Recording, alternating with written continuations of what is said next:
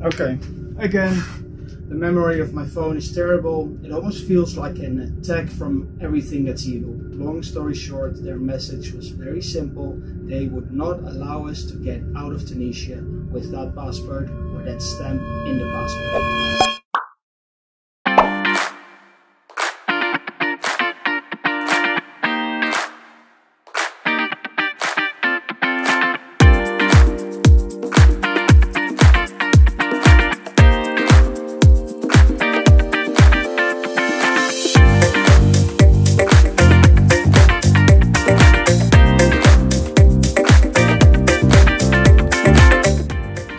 So we're in the ferry and we're about to drive out, and I'm sorry that I couldn't film how we got in, but at least I can film how we get out.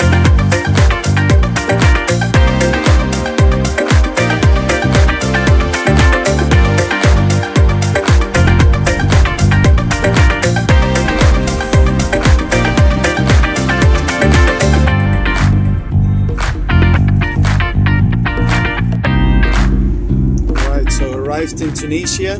We're now passing the border control, and I don't know if they appreciate me filming everything, so I'm gonna turn off the camera and we will meet whenever we are in Tunis.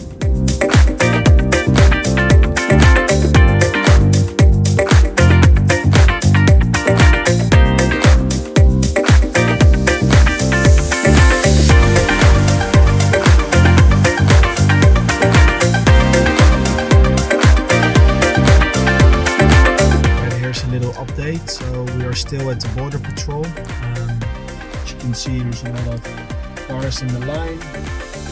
First they wanted to check the camper van, so they did, and then they gave a stamp, and we were waiting for Mr. Captain. Then the captain came and we finally got a stamp, and now we are stopped again, and they took Wietse to, I don't know, interrogate him or something. But so we came out of the boat at 6 o'clock. It's now 25 past 8, so we've been here for 2.5 hours almost, and yeah, there's not much to. I think I see Wietse walking with the guy from the embassy who seems to ask him for money, so I don't know. All right, let's hope for the best. All good. All right, so this is what two men look like that just went through 2 hours of border patrol. They don't speak English. They have difficulty trying to explain what they want from you. There's forms you have to fill in, but they take the forms as well. You need to show your passport 3 or 4 times. There's also guys walking around with uniforms that says SUP at the end, and they kind of help you. They tell you like, oh, go there, but they don't really speak English. And then when they're done helping you, or when they are done pointing you in some kind of direction, you will notice that they will come to you and ask for money. So they pretend to help you, or maybe they do help you, but then they ask for like 10 euro. We didn't pay anything, we just said we didn't have any cash. But overall it's a pretty hectic and intense situation because you don't know where you need to go. It's not really guided, or you don't really have a good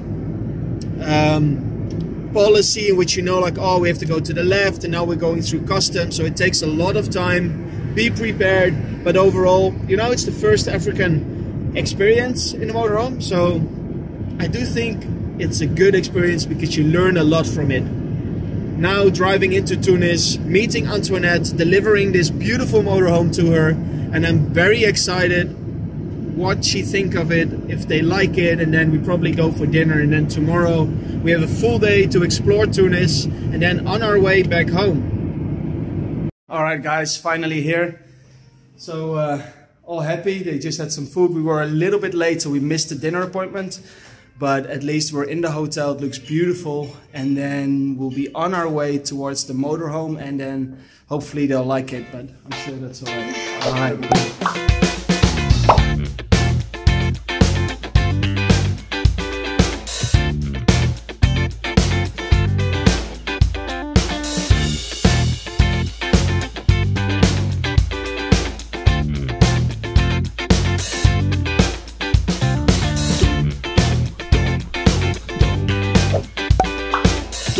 Alright, so we delivered the vehicle in Tunisia. They're very happy with it. Are you happy with it? Very happy. All right. So also thanks to Timac, because he built the rooftop and he built everything. And basically, all in all, it was just a great adventure. It was very nice to do. We're gonna have a little day out in Tunis, and they are going to drive back to their catamaran, which is in what place? Hammamet. So like around 70 kilometers away from here. So they will enjoy their driving, and I hope you guys enjoyed the video.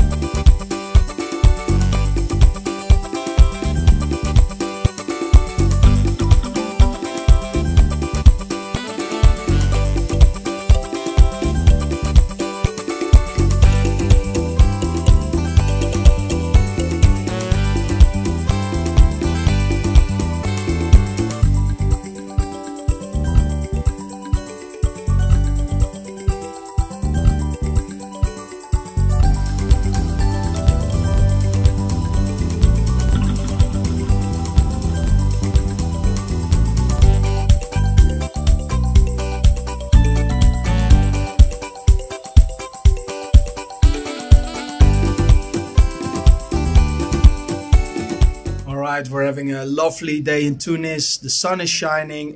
I can take this off. The sun is shining. We had some coffee on the street, and it's just a very busy and nice street. People are really alive. The city is alive. It's a lot of historical buildings. You see some, I think, French culture. They all speak French. And overall, yeah, great experience. I could definitely recommend Tunis, especially the French quarters, so like the Medina historical city side. It's markets full of colors and a lot of clothing and species,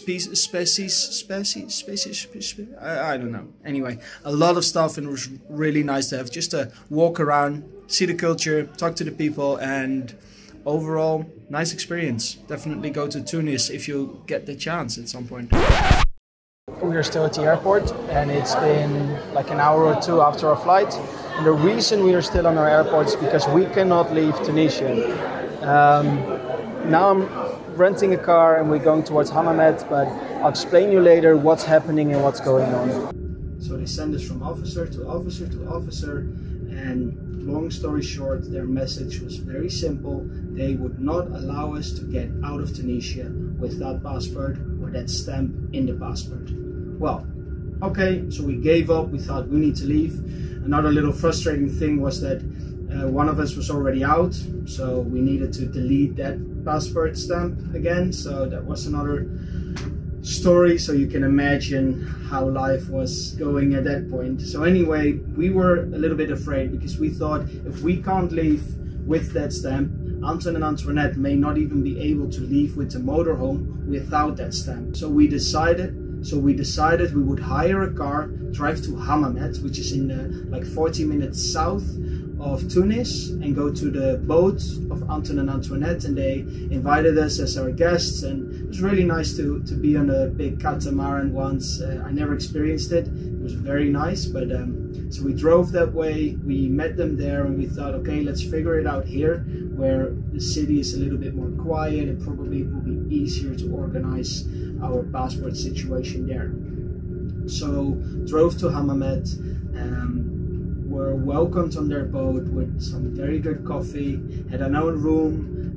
It looks very nice, it looks very luxurious. So yeah, overall very nice experience to sleep in a catamaran once and see how that life is in the harbor of Hammamet. And Hammamet is a touristic place, but it seems like it's like deserted or something. If you know what happened there, because it looks like it's very touristic, there's nobody there, hotels are closed. It seems like maybe because of COVID or something, but it's like a ghost town almost. So okay, next day went to the marine officer, and he said, it's Sunday, we are able to help you, but you need to come back the next day. So we were, okay, perfect. There's some light in the end of the tunnel. We spent a little day in Hammamet to see the fortress, but overall just relaxing and telling everybody that we were not coming home.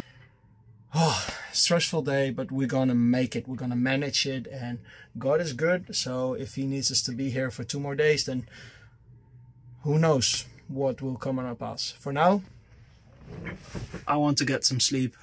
So sleep tight, and you'll hear from me soon. Bye. So next day, off to the marine port, and they really tried to help us. This guy was so friendly, and he really tried to help us, and he called us and he said, you guys need to go to the vehicle import, like half an hour away, and get your stuff sorted there. So that's what we did. The four of us drove to the vehicle import place, and difficult to find once again. Tunis, please get your act together. Like, at least have some signs or put it in 2 languages, because we can't speak French and we can't speak Arabic, and even though I know that I'm in a different country, I would expect that officers and, you know, like officer, or like, how do you say, like officers' buildings, I would expect that like governmental buildings would have at least somebody that speaks English. So it was a very friendly car salesman, and he was kind enough to help us. But even at this place, even though the inspector of the marine port said that we needed to go here, they said we cannot help you, and the only thing you can do is to leave Tunisia and get that passport out. And we were like, yes, that's exactly what we wanted to do, leave Tunisia. So what now?